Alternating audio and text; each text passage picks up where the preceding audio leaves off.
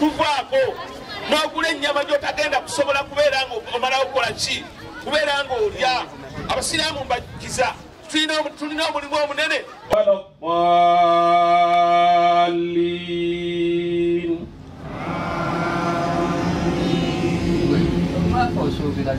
والضحى والليل إذا سجى ما ودعك ربك وما قلى وللآخرة خير لك من الأولى ولسوف يعطيك ربك فترضى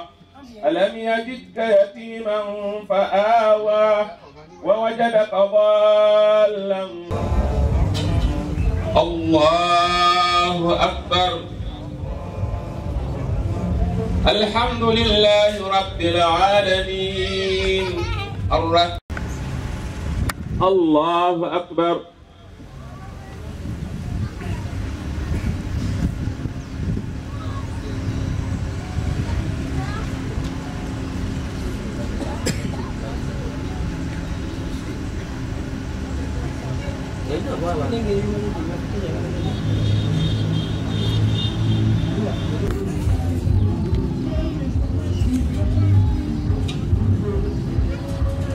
الله أكبر الله أكبر الله أكبر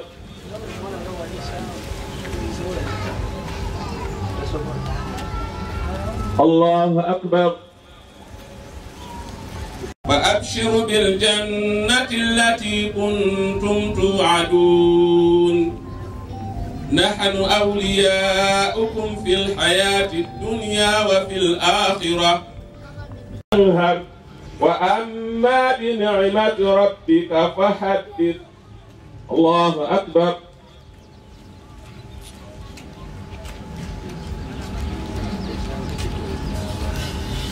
سمع الله لمن حمده وبركاته السلام عليكم ورحمة الله الله أكبر لا إله إلا الله الله أكبر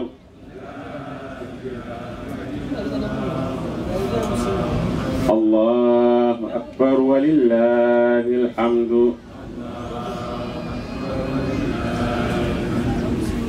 حق عظيم وإما ينزغنك من الشيطان نزغ فاستعذ بالله إنه هو السميع العليم. الحمد لله على كل حال والصلاة والسلام على رسول الله صلى الله عليه وسلم. الرحمن الرحيم مالك يوم الدين. amatenda ag'ekitiibwa gatendebwa Allah subhanahu wa ta'ala. Oyo Allah subhanahu wa ta'ala eyatutandisa omwezi gwa Ramadan, era Allah subhanahu wa ta'ala tusobozesezza okubeera nga atukumazaako, tusobola okubeera nga tuzze wano, okubeera nga tuzze okukakasa nti omwezi gwa Ramadan twagumazeeko ng'olunaku lwa leero olunaku lwa Shawwal, netujja okubeera nga tuzze okumwesinza Allah subhanahu wa ta'ala. Ya mashara almuslimun,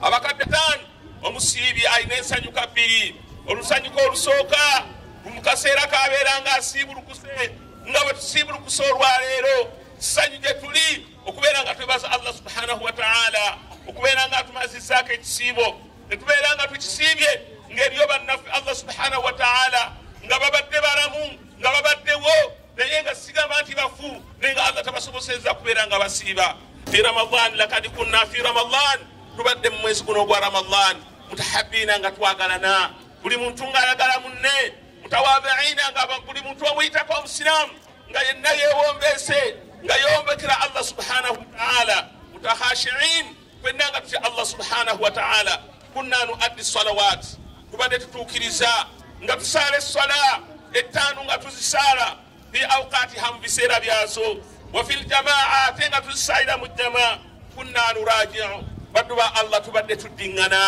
almasajidi emizikiti buli kiseera kyonna wanaqra'u alquran nga tusoma ne quran omuntu n'abeera mu muzikiti ng'asoma quran wanajtahidu fi lhasanat kuba tuyitiriza nnyo okubeera nga tukola ebirungi baddu ba allah mbakubiriza nga nange nekubiriza omutima gwange tuyitiriza okubeera nga tukola allah subhanahu wa ta'ala byayagala nga bwe tubadde tuleme kubeera nga tukyuka tubadde mu semina tubadde mu murajo ogw'amaanyi ennyo okubeera nga twesinza allah subhanahu wa ta'ala okubeera nga twesinzenga twewala ebintu ebyobwononefu tuteekeddwa okubeera nga twewala ebintu ebyobwononefu nahanu fi hadhihi dawla tuli mu nsi eno ey'olwaleero etambula alaina annatawala tuteekeddwa okubeera nga tubeera mu bantu abeewombeeka wanatakallamu kalimatun tubeere nga twogera ebigambo asalima ebigambo ebirungi oyise ku lulimi lwo ekigambo ekyo ekirungi ekigenda okubeera nga kifuga kibeere nga kikufuga kifuge n'abantu bo kifuge n'ensi eno baddu ba allah ensi gye tulimu olwaleero mu mbeera gye tulimu gye tugenda mu mbeera ey'okulonda betuteekeddwa okubeera abantu abeekuuma mu mbeera yonna kubanga allah subhanahu wa ta'ala ayagala abantu abamu ababeera nga bamwesinza mbakubirizanga nange nkubiriza omutima gwange abantu olwaleero omukazi bwe yali teyawoowa agenda kubeera ng'amuddira omusajja omukazi gwe atamuwoowa omusajja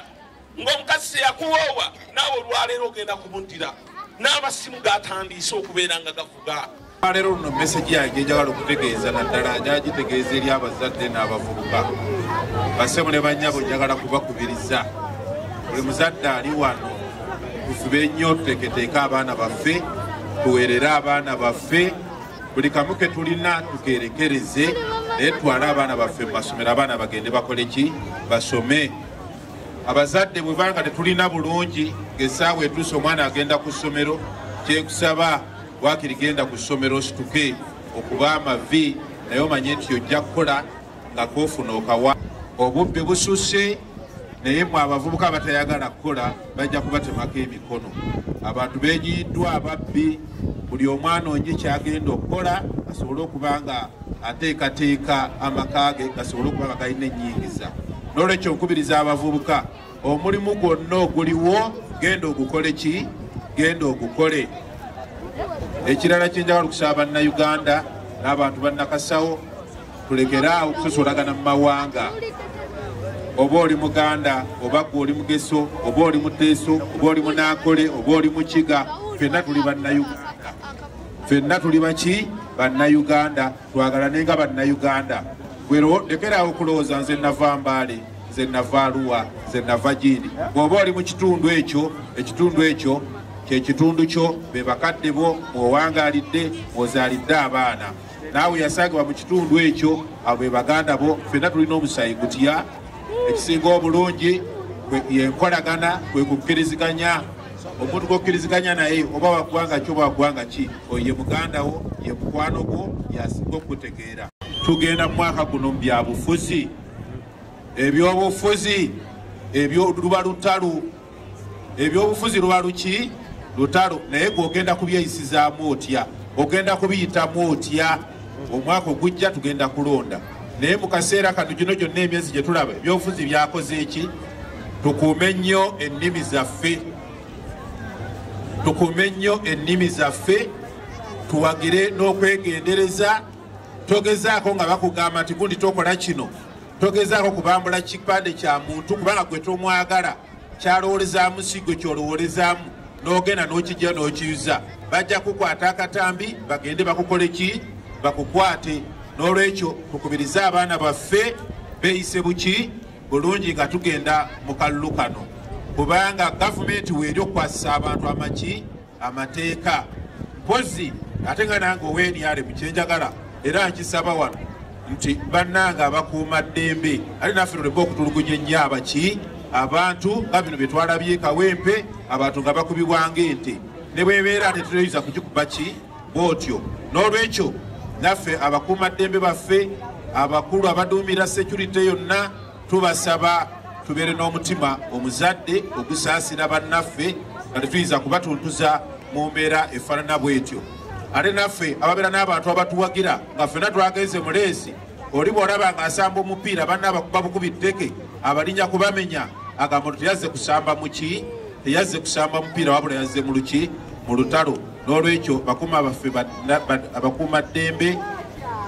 abantu bonna bano bannayuganda tubayise bulungi, naye gwe atalina kyakulwanyisa ate tososonkereza alina kyakulwanyisa ng'okwata ejjinja olikuba oli alina emmundu, okutta ekonyogo ogikuba alina emmundu, alina emmundu ng'okwata jjinja. Kakati omukubi olubala omusayi gujja yakola ki? N'olwekyo kyembagambye kiri tube nga tukola ki? Nga tweyisa bulungi. Omusajja Misiri olwaleero yakuzaidi era tulabaza Allah subhanahu wa ta'ala atusobozesezza okutuuka ku lunaku olw'essanyu olw'ekitiibwa. Tuli basanyufu nnyo okuba tusobodde okumalako ekisiibo nga n'olwekyo tubiza abasiraamu bannange naera gye muli tujaguze mu ngeri etagenda kuwona kisiibo, tugenda mu mabaala tujaguze mu ngeri erambuddwa isiraamu. Tobeza w'ekitiibwa Allah subhanahu wa ta'ala atutuusizza ku nno olw'ekitiibwa. Tusaba Allah abeere nga akkiriza ebyengera n'emirembe biteeri w'ekitiibwa Nabi Muhammad sallallahu alaihi wasallam. Ntuusa eddoboozi lyange ku bannange mu Uganda yonna, oba oliawo Allah baasobosezza okubeera nga basala eswala eno eya Eid al-Fitr. Tusaba Allah abeere nga akkiriza ekyenjawulo ffe wano we tuva okusaalira